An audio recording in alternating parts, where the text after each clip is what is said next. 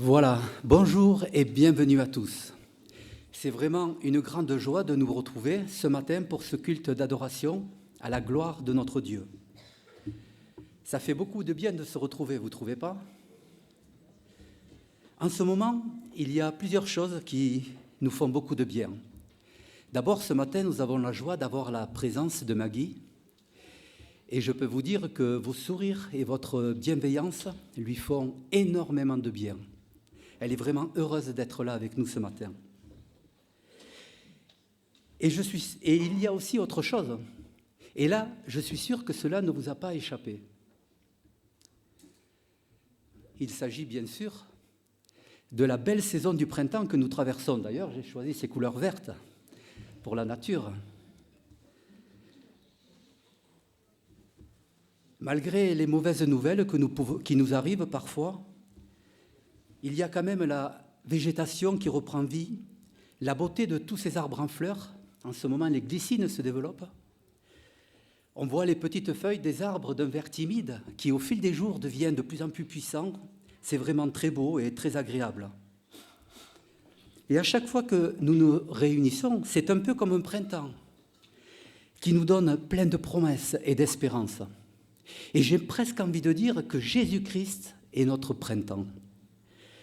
Parce qu'en effet, il nous a permis de recommencer une vie nouvelle, greffée à la sienne. C'est vraiment excellent. Alors je veux saluer aussi ceux qui nous suivent sur Internet et saluer aussi s'il y a des personnes qui sont ici pour la première fois. Alors si vous le souhaitez, vous pourrez vous présenter pendant les annonces à la fin de ce culte. Alors, avant de prier pour remettre ce culte à notre Dieu, nous allons chanter 2 chants. Alors, le premier est un peu comme la végétation qui explose en ce moment. Il s'agit de acclamer Dieu. C'est un chant très dynamique. Le deuxième est un peu comme le beau début de semaine que nous avons eu, très ensoleillé.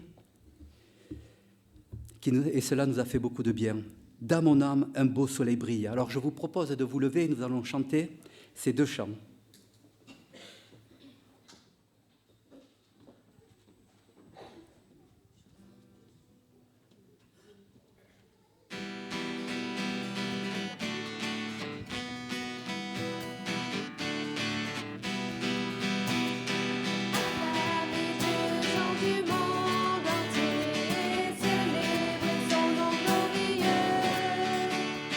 Honorez-le par vos louanges.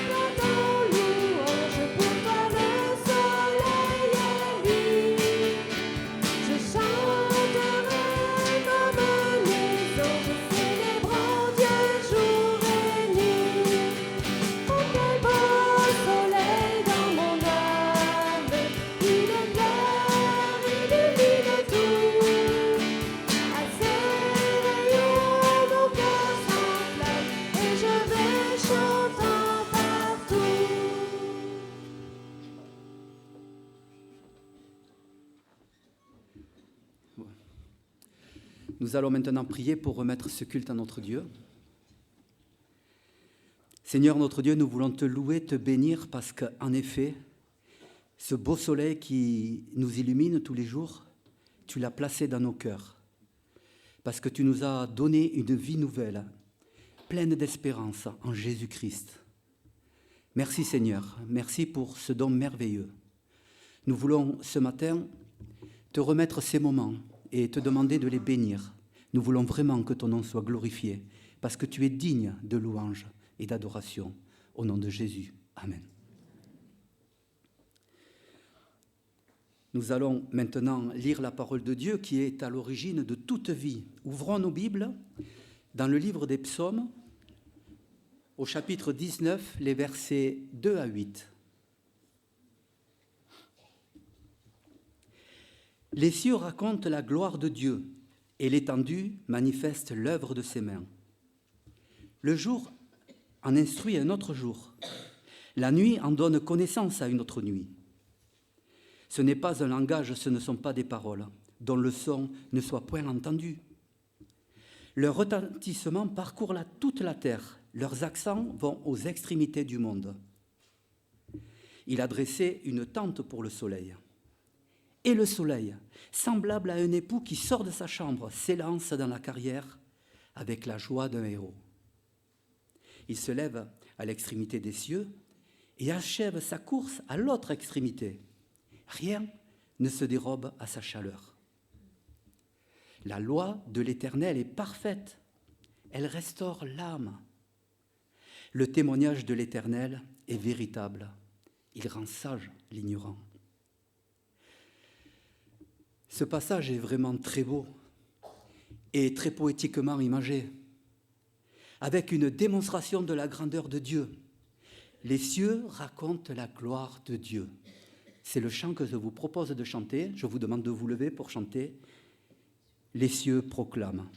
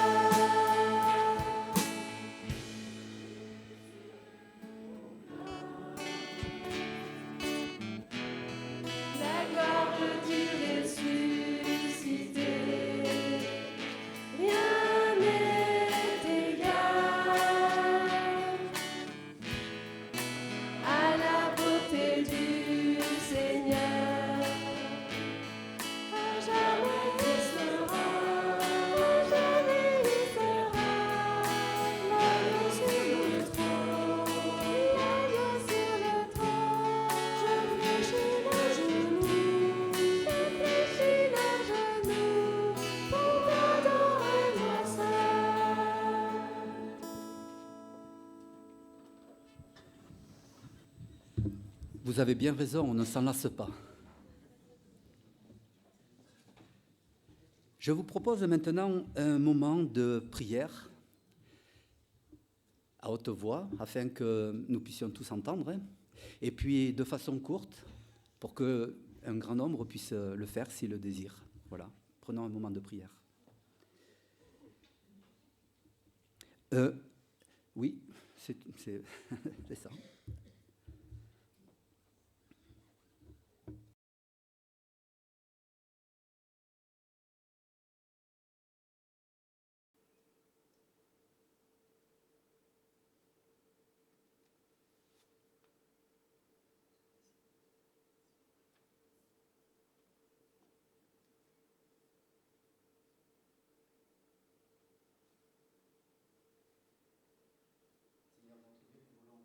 Te bénir, parce qu'en effet, la nature raconte ta majesté. Sans parole, Père Céleste. Notre Dieu, nous te bénissons parce qu'en effet, tu as ouvert nos yeux et tu nous as rachetés par ton Fils et nous sommes vraiment reconnaissants. Nous te bénissons au nom de Jésus. Amen. Je vous invite à vous lever et nous chanterons le chant au-dessus de tout. Et pendant ce temps, nous ferons passer le sac de l'offrande. Je rappelle que notre offrande est libre et sans obligation. Elle est simplement l'expression de notre reconnaissance à Dieu et d'un cœur qui s'est déjà donné entièrement à lui. Donc pendant que nos frères vont passer pour recueillir l'offrande, levons-nous et chantons ce chant au-dessus de tout.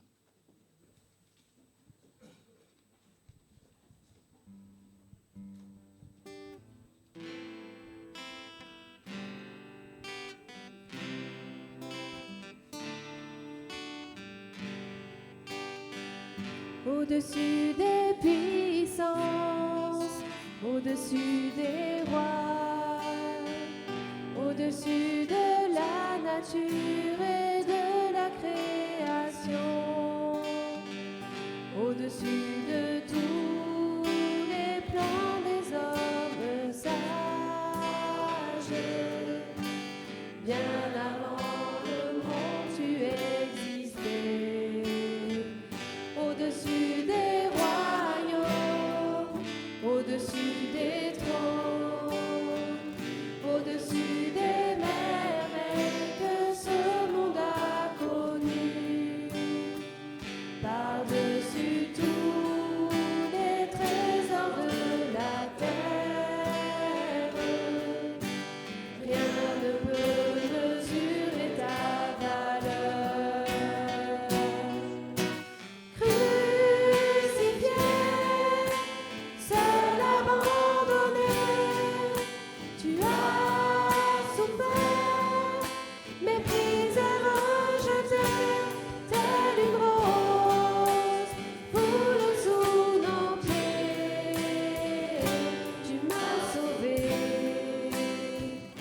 tu m'as aimé, par-dessus tout. Au-dessus des puissances, au-dessus des rois, au-dessus de la nature et de la création, au-dessus de tous les plans des hommes sages, bien avant le monde tu existais. Au-dessus des royaumes, au-dessus des trônes, au-dessus des merveilles que ce monde a connues.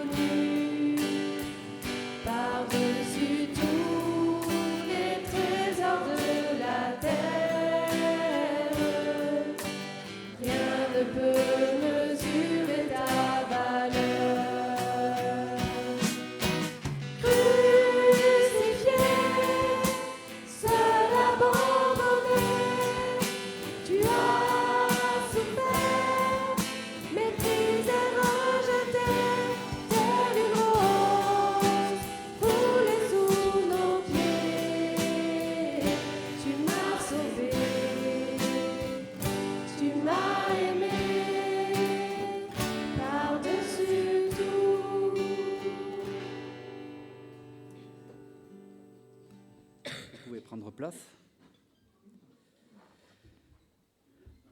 Nous allons remercier notre Dieu pour l'offrande.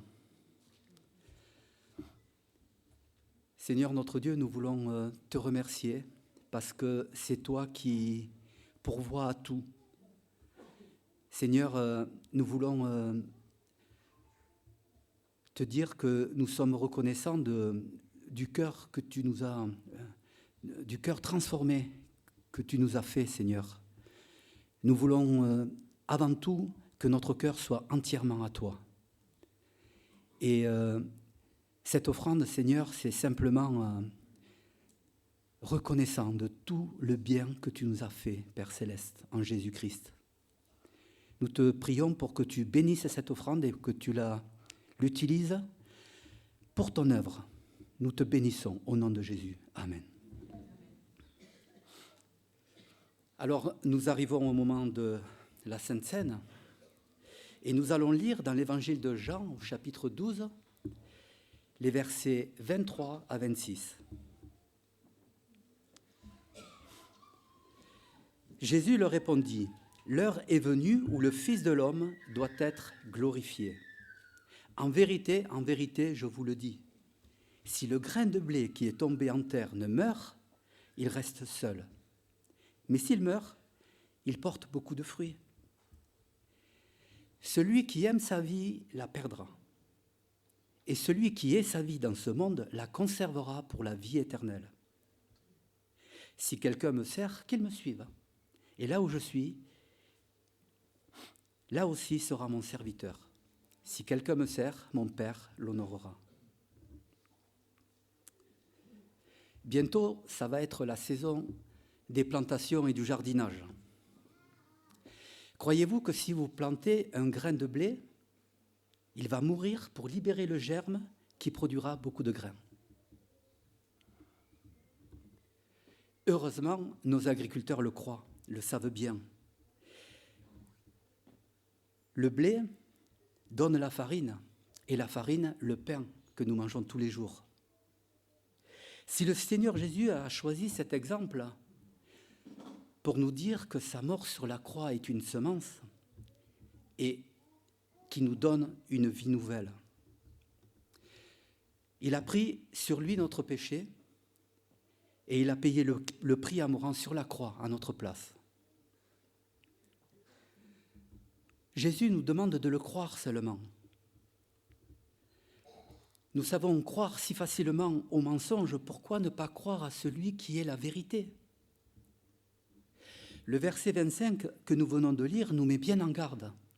Si nous ne croyons pas en lui, ou si nous croyons nous sauver d'une autre manière, nous faisons fausse route. Mais si enfin nous suivons le Seigneur, nous serons toujours avec lui. Nous pourrons retrouver notre place auprès de Dieu. Et je peux vous dire que la paix de Dieu qui surpasse toute autre chose gardera nos cœurs et nos pensées en Jésus-Christ. Alors laissons le jardinier céleste prendre soin de ces graines, afin qu'elles ne soient pas étouffées par les mauvaises herbes. Le pain et le vin de ce repas sont les symboles de son corps donné pour nous et du sang versé à la croix pour la rémission de nos péchés. Laissons-nous arroser par la parole bénie de Dieu. Alors avant de prendre ce repas, je vous propose de chanter ce chant, vous pouvez rester assis, comme une terre altérée.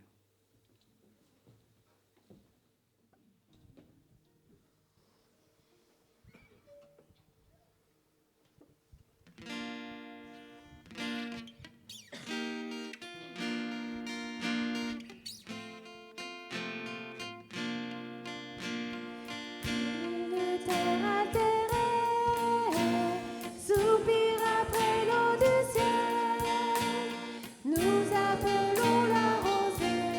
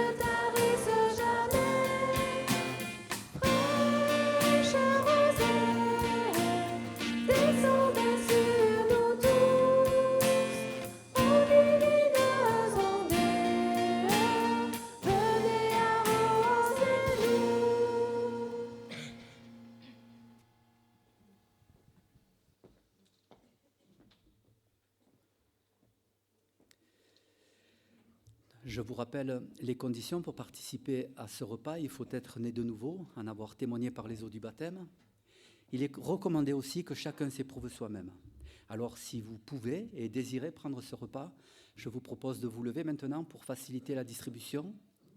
Et avec mes frères, on va passer dans les rangs pour distribuer le pain et le vin.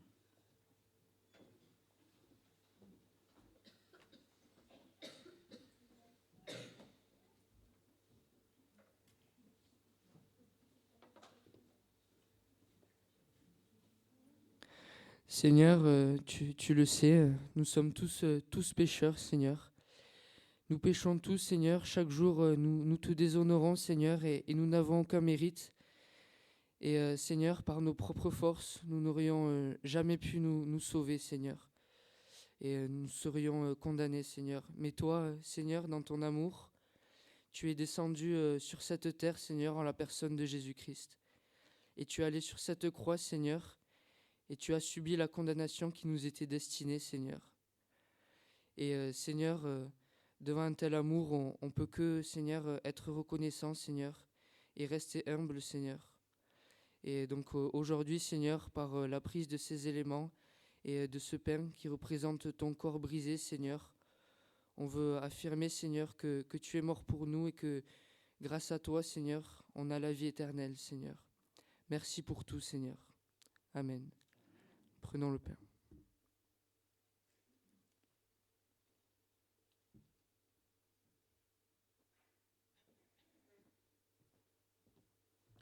Prions. Oui, Seigneur, en ce moment, nous nous souvenons. Nous nous souvenons que toi, l'agneau parfait, tu as été traîné, maltraité.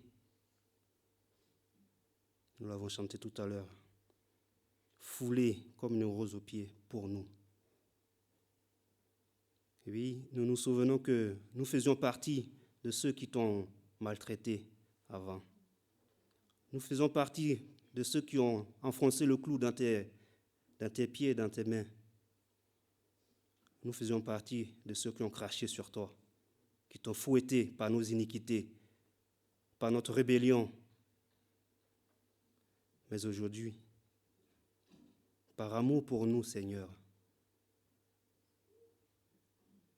le Père t'a fait pécher.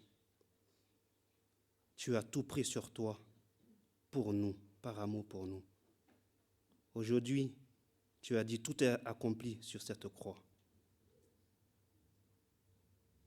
Et c'est par ton sang que ce matin, tous, autant que nous sommes, nous pouvons affirmer que nous avons le salut. Par ton sang, tous, nous pouvons affirmer que le Père est notre Père. Par ton sang, nous pouvons tous affirmer que nous nous retrouverons un jour dans ton royaume. Merci pour cette œuvre qui nous dépasse complètement. Merci Seigneur. Merci pour ton sang. Merci pour la croix. Dans ton précieux nom. Amen. Prenons le vin.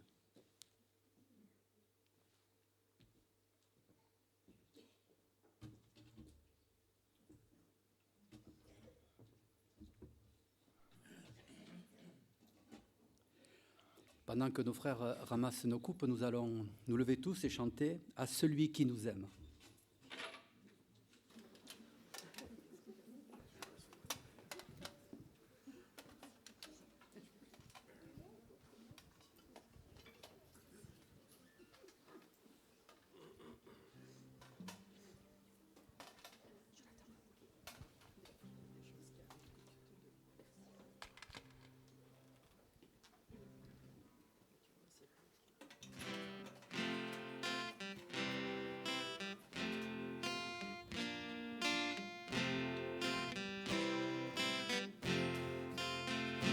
À celui qui nous aime, qui nous a délivrés de nos péchés,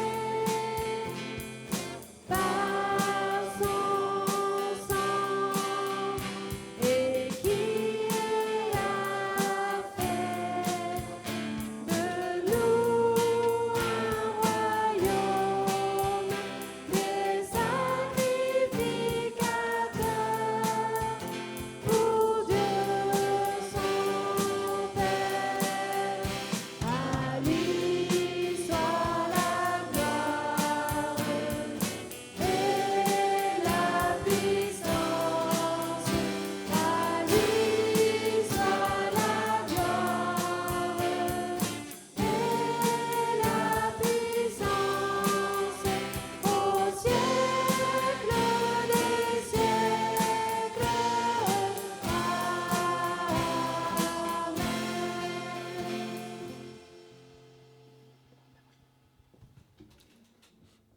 Y a-t-il des classes d'enfants ce matin?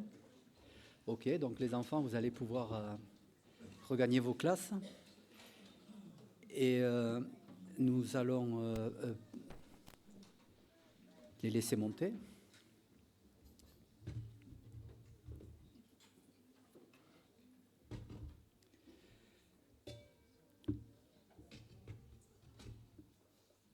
Et nous allons prier pour ces enfants qui vont avoir leur classe en haut et pour le message que Josias va nous apporter. Seigneur notre Dieu, nous voulons te bénir, parce qu'en effet, tu es un Dieu merveilleux dont le règne et la gloire durera toujours. Nous te prions pour ces enfants, Père Céleste. Nous te prions de faire germer leur cœur pour toi, qu'ils deviennent tes enfants, tes serviteurs. Touche leur cœur et parle à leur cœur.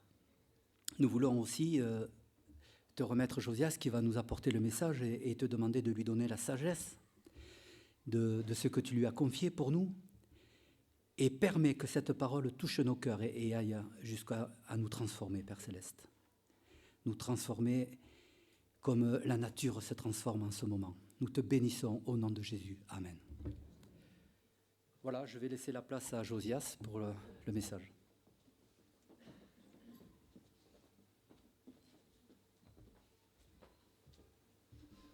Alors, bonjour à toutes et à tous. Alors, Gino nous a parlé du printemps. Alors, c'était le 20 mars, hein, c'est bien ça? Ou le 21? Le 20. Ouais. Alors, en même temps, le 20, il y avait aussi autre chose. Alors, je ne connaissais pas, je l'ai appris là. Le 20 mars, c'était une journée particulière, c'était la journée internationale du bonheur. Hein, alors ça paraît bizarre, hein, un petit peu, hein, comment, c'est toujours étrange là, ces journées pour ceci, pour cela. On se dit, mais alors les autres jours de l'année, qu'en est-il? Mais en fait, l'idée, c'est un petit peu de sensibiliser, en particulier les dirigeants, les gouvernements, pour leur faire comprendre que dans leur politique, ils doivent intégrer cette aspiration légitime de chacun à avoir une vie dans le contentement, dans la satisfaction, une vie dans le bonheur. Et alors, je ne sais pas si ça a été entendu, avec tout ce que toutes les actualités, on peut en douter. Et puis, de toute façon, bon, pour les Français, en tout cas, c'est mission impossible, hein, parce que les Français soient satisfaits de leur sort, alors que râler, c'est le sport premier, voilà, ça paraît difficile. Hein. En tout cas, je lisais qu'il y a un classement qui est fait à l'occasion de cette journée, avec donc le pays où les gens sont les plus heureux, et puis le pays où les gens sont les plus malheureux. Alors les plus malheureux, c'est l'Afghanistan, et ça on peut le comprendre. Le plus heureux, le numéro 1, c'est la Finlande. Voilà. Mais alors quels sont les critères? Il y a beaucoup de critères, hein. Alors bon, c'est discutable. Mais j'ai vu aussi que le Costa Rica également est dans les pays les plus heureux. Et puis les Français. Hein. Alors, normalement, la 7e puissance économique du monde, on devrait être à la 7e place. Alors, pas du tout, on est 33e. Voilà. Et même les États-Unis, en fait, c'est même le pays qui a le plus progressé en termes, alors comment ils disent ça, de décès par... alors, il y a un terme, je l'ai oublié, mais en fait, en quelque sorte, c'est pour enjoliver le mot suicide. Donc, on voit bien qu'il y a vraiment un décalage entre l'aisance sociale, financière, et puis aussi cette impression de satisfaction. Alors vous allez vous dire, mais pourquoi il nous parle de cela? Alors, bon, pour ceux qui ne sont pas au courant, depuis plusieurs mois, avec quelques frères, on s'était entendus pour prêcher sur le livre de Paul, la lettre de Paul aux Philippiens. Alors aujourd'hui, c'est les derniers versets. On arrive donc à la fin de cette lettre, et justement, dans ces derniers passages, dans ces dernières paroles, eh bien, Paul va donner un témoignage qui est peut-être à contre-courant de tout ce que l'on entend autour de nous, de tout ce que l'on peut voir autour de nous. Paul va dire « J'ai appris à être satisfait dans l'état où je me trouve. » Non pas en fonction des circonstances, mais quelles que soient les circonstances. Voilà. Et c'est donc, on va prendre ce texte et pour essayer aussi de le comprendre et peut-être aussi, eh bien, comme Paul, d'apprendre à être satisfait, même si autour de nous, eh bien, on se rend compte que c'est plutôt l'inverse qui prévaut. Alors, comme j'ai un chat dans la gorge, là, je ne sais pas, je vais peut-être raccourcir le message, il y en a qui vont être contents peut-être, hein, mais pour me reposer la voix, je vais demander à Jean-Philippe si tu veux bien lire. Donc, on prend dans Philippiens, au chapitre 4, versets 10 à 23. Oui, oui, ici au micro.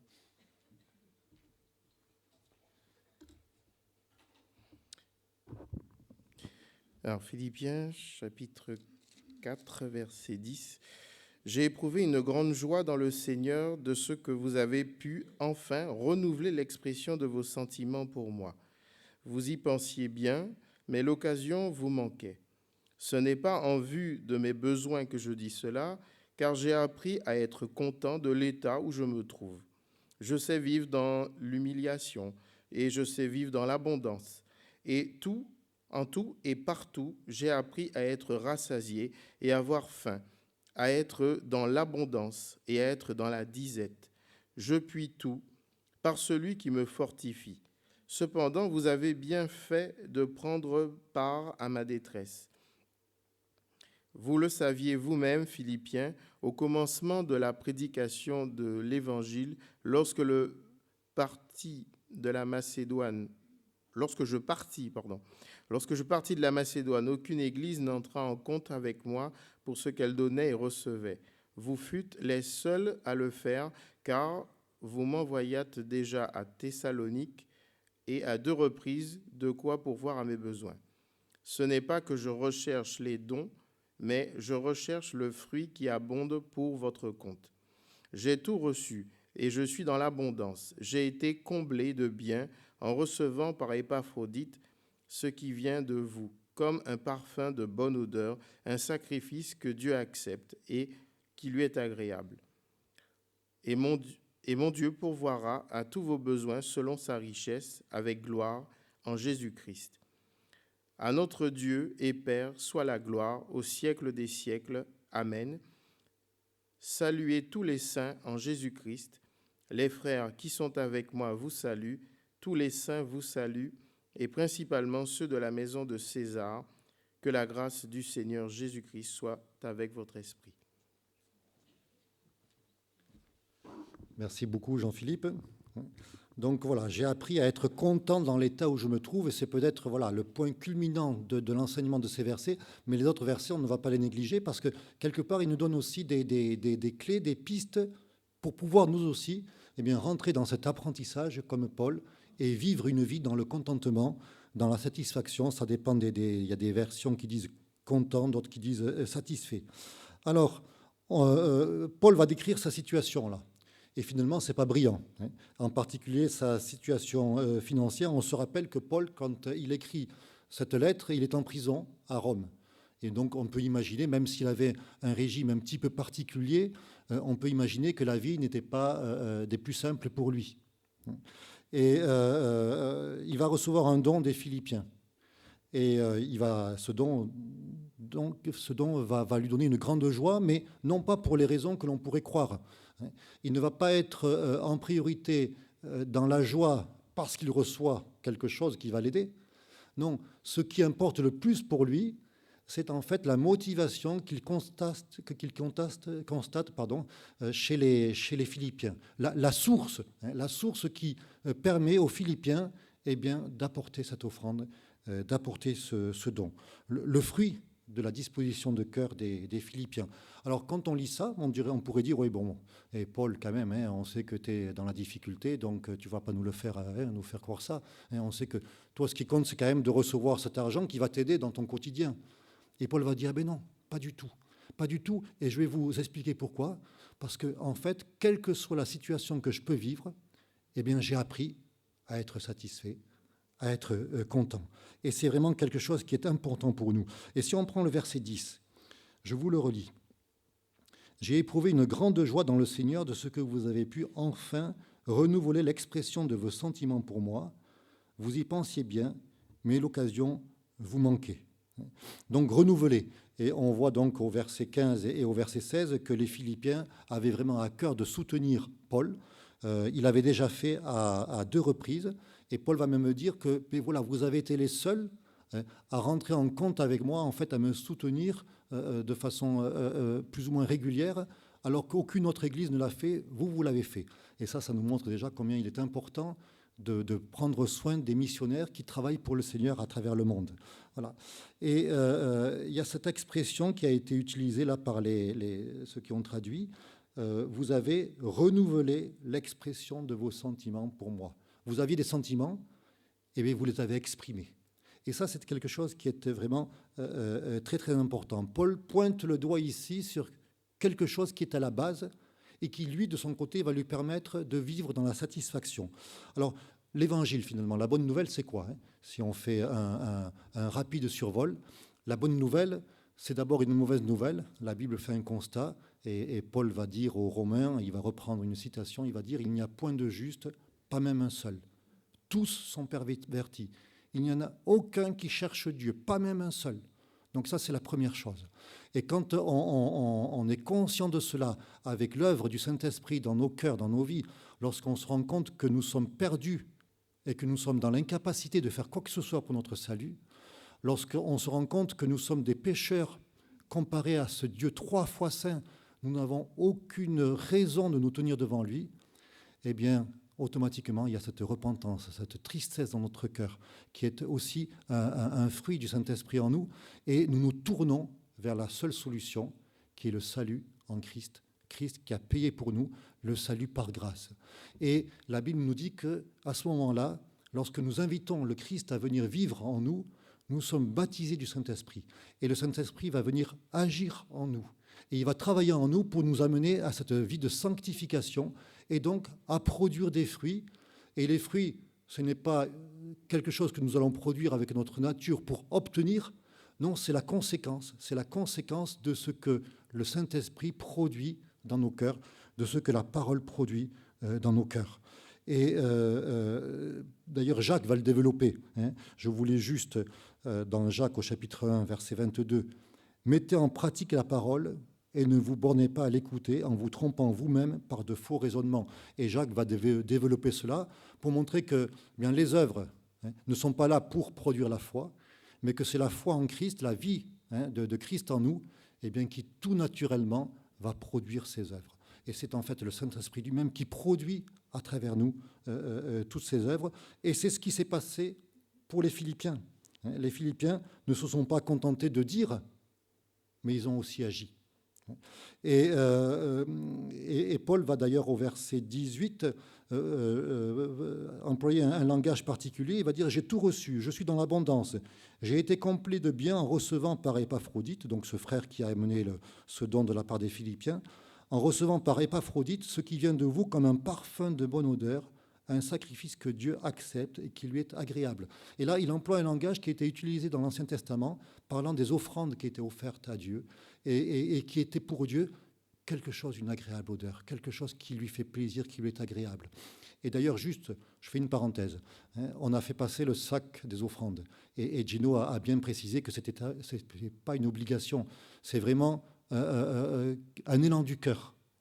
Il y a quelques années, on ne faisait pas passer le sac de l'offrande, il y avait juste la boîte dans l'entrée, elle y est toujours d'ailleurs, et puis les présidents, ceux qui dirigent le culte, se sont retrouvés, et puis il en est ressorti que finalement l'offrande, c'était aussi une louange que l'on offre à Dieu, et qu'elle avait toute sa place au moment du culte, parce que c'était également un acte d'adoration. Mais bien entendu, cet acte d'adoration ne peut être là et valable pour Dieu que s'il jaillit d'un cœur qui lui est entièrement consacré. S'il jaillit d'une personne qui s'est d'abord donnée elle-même à Christ. Et c'est ce qu'ont fait les Philippiens. Et ce verset 10, il y a la version Semeur qui dit ceci, « Je me suis réjoui comme d'une grâce venant du Seigneur, en voyant que votre intérêt pour moi a pu finalement porter de nouveaux fruits. » Le second utilise l'expression de vos sentiments, et Semeur va dire, voilà, votre intérêt pour moi, votre cœur a porté de nouveaux fruits. Et cette parole-là, porter des fruits, je vous propose de la mettre en parallèle avec un enseignement de Jésus à ce sujet. On prend dans Matthieu au chapitre 7, et on va lire d'abord le verset 17. parce que c'est quand même instructif aussi pour comprendre cet apprentissage de Paul à être satisfait quelles que soient les situations. Matthieu chapitre 7, verset 17.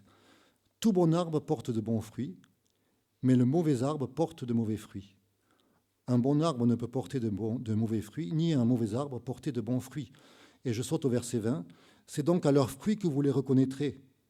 Ceux qui me disent « Seigneur, Seigneur », n'entreront pas tous dans le royaume des cieux, mais celui-là seul qui fait la volonté de mon Père qui est dans les cieux. » Et puis il va être beaucoup plus précis.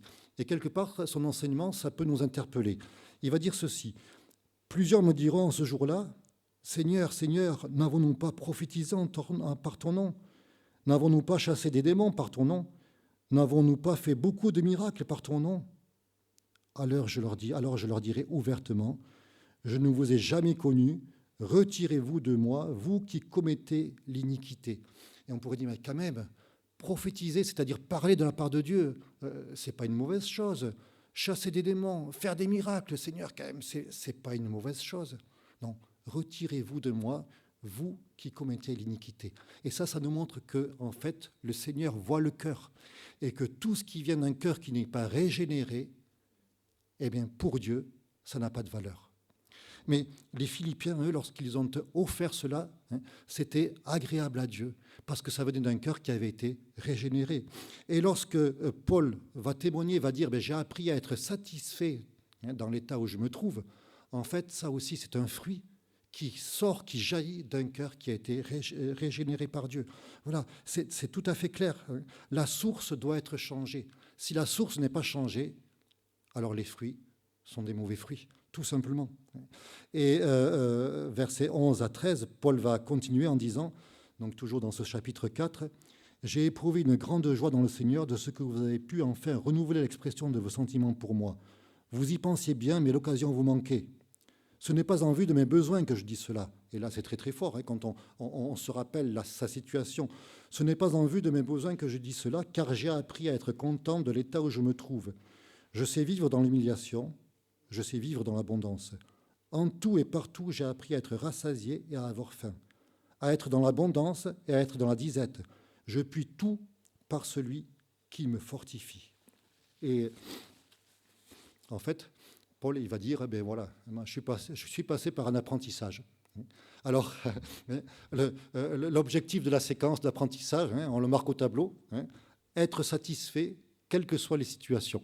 Voilà. Et le Seigneur a dit, Paul, voilà, tu vas apprendre quelque chose qui est vraiment quelque chose de merveilleux, c'est que tu vas être dans le contentement, dans la satisfaction, indépendamment de ce qui peut se produire pour toi et autour de toi. Et le mot traduit ici par content, peut-être que vous avez aussi satisfait, c'est un mot en fait qui est en deux parties. Alors, autokarses, ou autarkes plutôt. Autarkes, ça a donné en fait autarcie en français. Ici, c'est traduit par content. On le retrouve nulle part ailleurs dans la parole de Dieu. Par contre, la deuxième partie, arkes ou archéo, on va la trouver à de nombreuses reprises. Et je voudrais juste, pour qu'on puisse être éclairé sur cet apprentissage, juste lire un texte que nous trouvons dans 2 Corinthiens. On prend le chapitre 12 et le verset 9. Donc, auto et arkes ou archéo. Chapitre 12, verset 9. Paul, donc, le contexte, il a eu des révélations extraordinaires de la part de Dieu, des paroles sublimes. Et bien sûr, pour ne pas qu'il prenne la grosse tête, parce que ce n'est qu'un homme, eh bien, le Seigneur va lui mettre ce que Paul appelle une écharde dans la chair. Donc quelque chose, on ne sait pas trop ce que c'est. C'est très très bien d'ailleurs, c'est très vague. Ça nous permet de nous identifier à Paul également quand on a des difficultés. Et donc Paul va prier pour que cette difficulté dans son corps, cette difficulté physique, eh bien, Dieu puisse l'enlever. Et le Seigneur va lui répondre ceci. Ma grâce te suffit, car ma puissance s'accomplit dans la faiblesse. Et Paul va continuer en disant, je me glorifierai donc bien plus volontiers de mes faiblesses, afin que la puissance de Christ repose sur moi. Ma grâce te suffit. Suffit, c'est archéo. Donc la deuxième partie de ce mot que nous trouvons dans Philippiens, content. Ma grâce te suffit. Qu'est-ce que ça nous enseigne déjà? Ça nous donne déjà des pistes. Ça nous montre qu'en fait, finalement, eh bien, pour vivre la vie chrétienne, nous n'avons besoin que de la grâce de Dieu. Quand nous avons la grâce de Dieu, nous avons tout. Quand nous avons le Christ, nous avons tout. Nous n'avons besoin que de la grâce de Dieu. Et là, en fait, Dieu révèle un secret à Paul. Il dit, ben voilà, tu veux vivre une vie dans le contentement, dans la satisfaction. Alors c'est vrai, tu me pries pour que j'enlève tes charges dans la chair, mais il y a plus précieux que cela. Plus précieux que cela, c'est ma grâce. Et ma grâce est pour toi largement suffisante. Ma grâce est suffisante. Et Paul va l'intégrer, cela. Et bien entendu que c'est aussi une marche avec Dieu et que c'est aussi vraiment quelque chose, c'est la maturité aussi en Christ qui nous permet d'intégrer cela. Mais ça nous montre aussi que, oui, on prie pour que Dieu exauce quand on est dans la difficulté. Mais le plus important, ce n'est pas la délivrance. Le plus important, c'est sa grâce, parce que sa grâce est suffisante. Et si on revient donc dans Philippiens, donc il y a ce mot qui est traduit par suffire, par suffisant, et puis la première partie, c'est auto. Donc autosuffisant. On pourrait traduire, voilà, j'ai appris à être autosuffisant. Et ça a été mal interprété, très très souvent. Ça a été mal interprété, notamment il y a une philosophie, la philosophie stoïcienne, qui va en quelque sorte prôner l'autosuffisance. C'est vraiment un pilier pour vivre une vie épanouie. Être autosuffisant dans le sens, finalement, quand on regarde un petit peu de plus près, être pratiquement insensible à tout ce qui peut se passer. Tout ce qui peut nous arriver, finalement, ça glisse. Et donc, on devient insensible. Ce n'est pas du tout la pensée de Paul. Absolument pas la pensée de Paul. Au contraire, lui, il est autosuffisant en étant toujours davantage dépendant et dépendant de Dieu. Et on revient à ce premier mot, j'ai appris, parce que lui aussi, il était instructif. J'ai appris, on va le retrouver aussi dans la parole de Dieu, à plusieurs reprises. Et je vous ai juste pris un texte où c'est un enseignement du Seigneur qui est vraiment très parlant. On prend dans Matthieu au chapitre 11, versets 28 et 29. Vous connaissez par cœur ce verset. « Venez à moi, vous tous qui êtes fatigués et chargés, et je vous donnerai du repos. Prenez mon joug sur vous et recevez mes instructions, car je suis doux et humble de cœur, et vous trouverez le repos pour vos âmes. » Recevez mes instructions, c'est le même mot qui est traduit dans Philippiens par « j'ai appris ». Ça, c'est logique, c'est tout à fait logique, recevoir les instructions du Seigneur et apprendre. Voilà. Mais quelle est la condition pour que l'apprentissage puisse se dérouler dans de bonnes conditions? Quels sont les préalables quand on lit dans ce passage de Matthieu? Premièrement, il faut venir à Christ. C'est la première chose. Mais est-ce que ça suffit? Qu'est-ce qu'il dit, Jésus? Prenez mon joug sur vous. Voilà, on vient à Christ, on se charge, on accepte son joug, et là, on est dans cette situation d'apprentissage, on va recevoir ses instructions. Alors un joug, alors ne partez pas, je reviens tout de suite.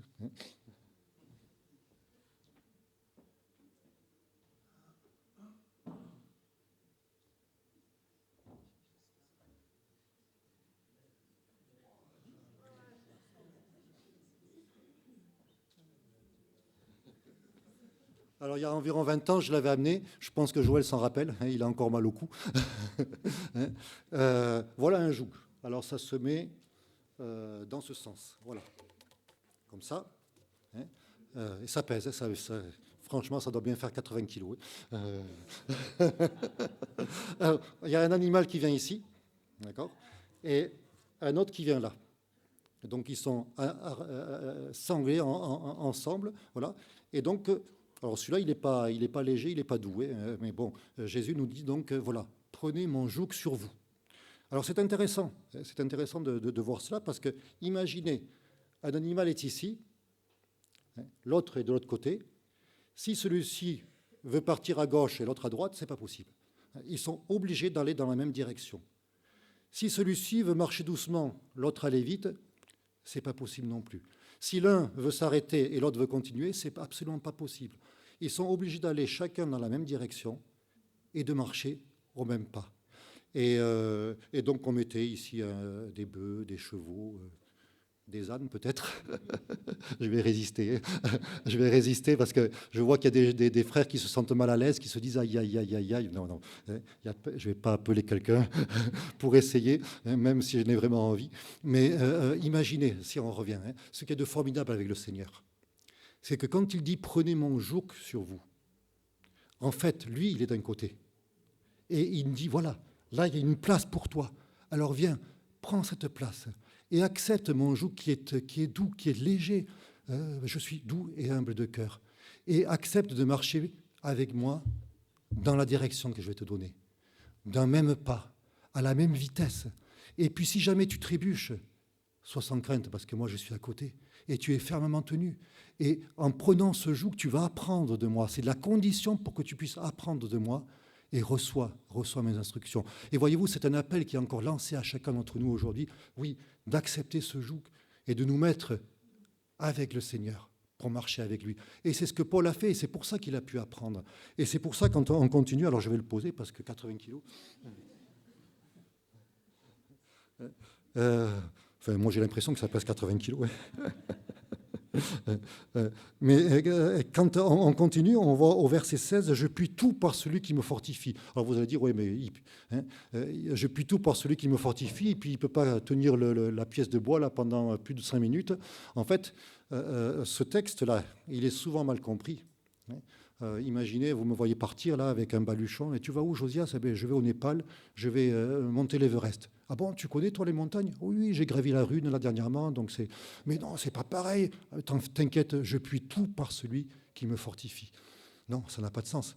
Il y a un boxeur de boxe anglaise qui a Philippiens 4, donc c'est le verset 13, 4-13, qui est imprimé sur son maillot. Voilà, comme ça, quand il est en face de l'adversaire, voilà. Je puis tout par celui qui me fortifie. Et il y a aussi un champion de MMA. Alors, je ne sais pas si vous connaissez le MMA, c'est un sport de combat où les combattants sont dans une espèce de cage, là, un octogone, là, et tous les coups sont permis. C'est vraiment quelque chose, ça a été d'ailleurs interdit longtemps en France, et c'est maintenant autorisé. Et les retransmissions, je crois, ou un temps étaient même interdites au moins de 16 ans, parce qu'il y a une grande violence. Et il y a un champion de MMA qui se les fait tatouer sur l'épaule. Philippiens 4-13. Mais ça n'a rien à voir. Ce n'est pas du tout ce que dit Paul. Paul ne prétend pas que là, on va tout demander au Seigneur et puis voilà, on va tout pouvoir faire. On va gravir les échelons dans notre entreprise, etc. Ce n'est pas du tout ce que dit Paul. Dans le contexte, Paul va dire, mais quelle que soit la situation que le Seigneur permet que je puisse vivre, eh bien, comme c'est lui qui me fortifie, comme sa grâce est suffisante pour moi, eh bien, cette situation, avec lui, je vais pouvoir la vivre. Je suis avec lui, je suis sous le même joug, donc cette situation, je vais pouvoir la vivre, donc je puis tout par celui qui me fortifie, mais dans les conditions, dans le contexte qui nous est donné ici. Voilà. Et combien c'est important même de constater que ce soit la disette ou l'abondance. Ce sont des situations où on peut trébucher. La disette parce que voilà, c'est pas facile. L'abondance parce que peut-être que notre foi peut dévier de l'objectif, de l'objet de notre foi qui est le Christ lui-même. Eh bien, on est gardé parce qu'on marche de même pas avec le Seigneur. Et c'est comme ça que Paul peut témoigner que ainsi, dans cette situation, eh bien oui, il est satisfait de sa vie. Il est dans le contentement. Quelles que soient les situations, il sait les affronter parce qu'il sait que le Seigneur les affronte avec lui. Et puis, il va dans ce contexte-là pouvoir encourager les Philippiens. Et au verset 19, il va dire « Et mon Dieu pourvoira à tous vos besoins selon sa richesse avec gloire en Jésus-Christ. » Parce que voilà, vous êtes avec Christ, vous êtes sous son joug, donc il va pourvoir à tous vos besoins. Et beaucoup de versets, nous pouvons les mettre en parallèle. Mardi soir, alors je l'ai mis dans 1 Pierre chapitre 5, verset 7. Mardi soir, c'est Olivier qui nous a porté une méditation, qui nous a vraiment encouragés. Et il nous a lu ceci, « Déchargez-vous sur lui de tous vos soucis, car lui-même prend soin de vous. » Et combien nous avons de promesses dans la parole de Dieu comme cela, qui nous montrent que oui, le Seigneur est celui qui pourvoit. Mon Dieu pourvoira à tous vos besoins. Ce sont les dames, je crois, qui font les différents noms de Dieu dans la parole de Dieu. Et alors, Dieu pourvoit, c'est Jéhovah Jireh, je pense. Oui, c'est ça, voilà, Jéhovah Jireh. Donc voilà, Dieu pourvoit. Dieu pourvoit, oui. Il se présente ainsi dans la parole de Dieu. Mon Dieu pourvoira à tous vos besoins. Et combien de passages nous parlent des tendres soins que notre Père a pour chacun d'entre nous. Combien de promesses merveilleuses parce que nous sommes dans ses mains, parce que nous avons pris place sous ce joug avec lui et qu'il est celui qui avance dans la direction qu'il nous faut. Et vraiment, et d'ailleurs, verset 20, hein, il y a un cri qui jaillit du cœur de l'apôtre. Il va dire au verset 20, « À Dieu notre Père, à notre Dieu et Père, soit la gloire au siècle des siècles. Amen. » Et Paul, même dans des situations difficiles, peut avoir une vie qui est une louange pour Dieu. Pourquoi ? Parce qu'il se confie totalement en Dieu, parce qu'il a appris que Dieu pourvoit à ses besoins, que Dieu marche avec lui et que la direction qu'il prend, même s'il ne la comprend pas, c'est la bonne direction, parce qu'il marche avec Dieu. Voilà, donc j'ai appris à être satisfait dans l'état où je me trouve, ou à être content. Une parole qui est à contre-courant de tout ce que nous pouvons vivre autour de nous. Et combien vraiment nous avons besoin de cela. Et que le Seigneur nous aide à être, comme Paul, des apprentis, attentifs, pour lui, comme lui, eh bien oui, pouvoir vivre une vie donc de contentement. Jésus a dit, je suis venu pour que mes brebis aient une vie, et une vie abondante. C'est une promesse qu'il nous a faite. Et cette vie abondante, c'est une vie dans la satisfaction, dans le contentement, parce que nous sommes sous le joug avec le Seigneur et que nous apprenons de lui. Que Dieu vous bénisse.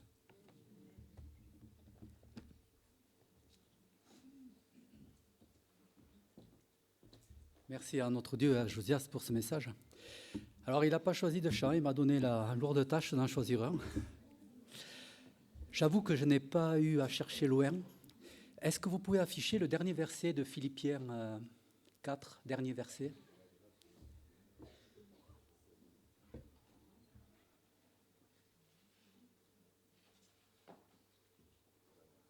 Que la grâce du Seigneur Jésus-Christ soit avec votre esprit. C'est la conclusion de cet épître et c'est le chant que nous allons chanter. Que la grâce de Dieu soit sur toi. Donc c'est le chant 200 pour les musiciens et les chantres. Le chant 200 sur « À toi la gloire ». Vous pouvez vous lever, nous allons chanter ce chant.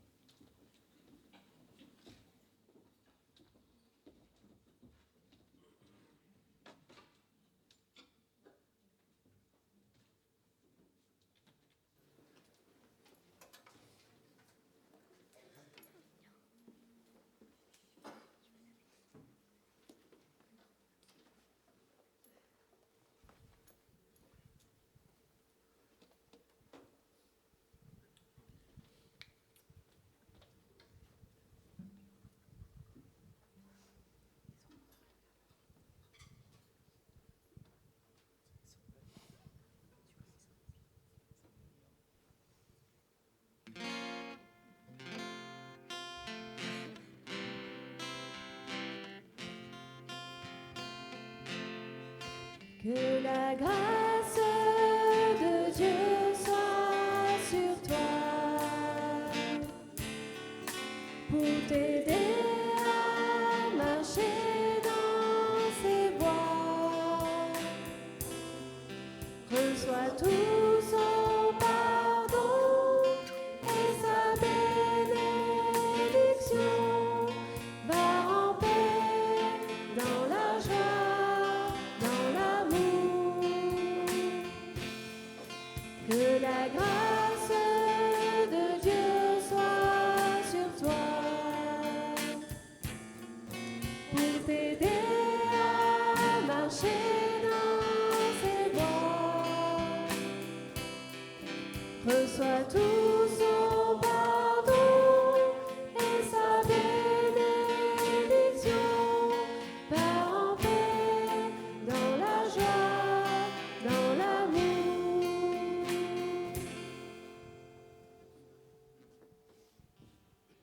Vous pouvez prendre place.